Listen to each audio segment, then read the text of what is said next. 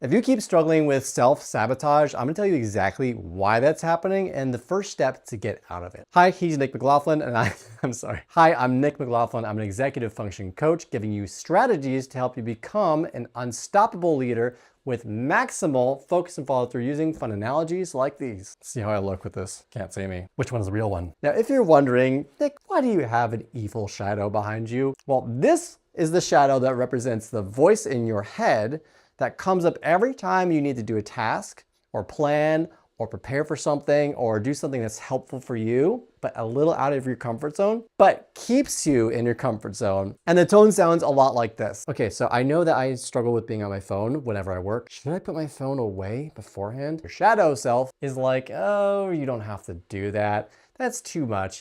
Come on, man, don't baby yourself. What do you think, you're a little kid or something? And you're like, you know what? You're right, I can have my phone around me.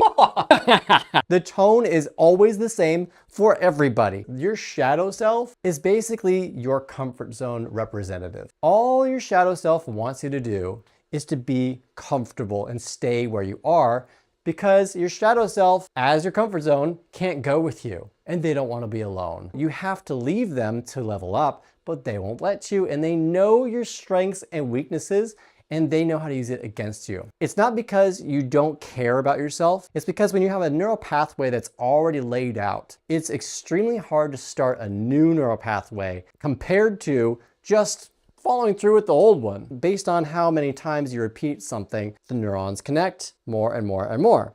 So it gets harder and harder to break that. So when you want to start a new habit, they're kind of out like this, and you got to start attaching them one by one. So it's always going to be easier to stick with where neurons are connected already compared to where they're not. So the way that you avoid listening to your shadow self is by acknowledging that your shadow self, your comfort zone self, just wants the best for you based off of what they want. Think of them kind of like a narcissist who actually genuinely likes you. And I had a friend like this. We would hang out all the time, but I felt constantly like I wasn't really going anywhere. Like I didn't really get to know my true self. Like I didn't get to experience who Nick was. And that was because we would always do the same thing every time we'd hang out. We would always stay in our comfort zone. And anytime I'd make a suggestion of what I wanted to do, that friend would basically say, nah, I don't think we should do that. Let's just do this thing we always do. And as much as I really wish that friend well, one of the best decisions of my entire life was leaving that friend, because I had to know when to move on. It wasn't that that friend was bad. It was that I was ready to move on from that friend. And I wouldn't have met my wife and had my son, and I wouldn't have been the person I am today if I was still stuck in my old comfort zone. And the thing about this shadow friend that's really gonna trip you out is they don't follow you. You're gonna get a new one. So you'll have one shadow friend as a monocle, but then the next shadow friend will have a monocle and a mustache. So they're advancing while you're advancing, because you're constantly finding a new comfort zone and you have to keep finding a way out of it. Otherwise, you don't level up, you just stay where you are. And you do that by identifying questions like, am I really trying to do what's best for me right now? Or am I just staying comfortable listening to my shadow friend? A few things that really helped me get out of this and start to be more self-disciplined was, one is I identified what that voice sounded like. And that's why I hear that tone, oh, you don't need to do this, or oh, It's kind of like this song. It's just really annoying to hear. So I'll take my earplugs, my mental earplugs, and put them in my mental ears. And I'll start asking myself more intentional questions like, am I really looking out for myself right now? Is this really what's needed of me? What's best for me? Or am I just staying in my comfort zone and relabeling it as help? And if you're struggling to take action steps, just starting small was the thing that helped me and helps my clients. For example, I had a client where she wanted to meal prep because she was constantly feeling sick from all the fast food she would buy every single day. And it was getting expensive because it was compounding, but she wasn't actually interested in starting. And she was in this, what I like to call, loop of doom. And I gave her 4 really, really good steps to help her. But the first thing was the most important, because all of those steps didn't work until we tried this first one. These were scientifically proven steps to work, and none of them helped in the beginning because she didn't start with this first one. Once she applied the first step, all of the rest were easy to apply. And she was able to follow through really easily. And that first step was just getting started with the tiniest step possible. When I met my wife at a self-improvement event, I saw her and she was the most beautiful thing I've ever seen in my life. I used to ask myself whenever I would see someone I was attracted to, I would say, would I regret not walking up to this person? Pretty much every time I would say, nah, and I'd walk away. But when I saw her, I instantly said, yeah, I would regret not talking to this person. But I was really, really nervous, and it was terrifying because I just sensed something about her that was just radiating through me, and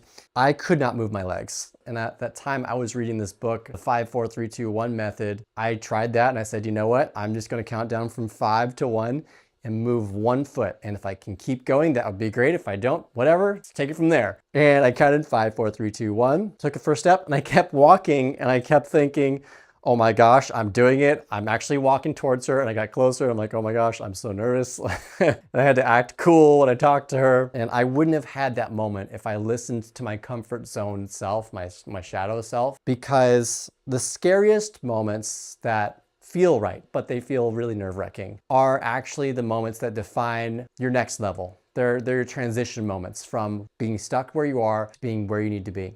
Your next level self is going to feel different about that situation you're struggling with right now. So if you focus on how they're taking this moment, it'll be easier. But if you focus on how you're taking this moment, your current self, it's going to be hard because you're just going to listen to your shadow self. They'll convince you, hey, this is way out of your comfort zone. You don't need to do this, do you? Your shadow self knows you so well, and your shadow self will think of every possible reason to keep you stagnant exactly where you are, hanging out with them, because they make it about them, not about you. So get your mental earplugs by identifying this whole process, the thing that continues to happen when you're out of your comfort zone and your shadow self pulls you back in, and practice taking one small step out of it. You don't have to take a big leap.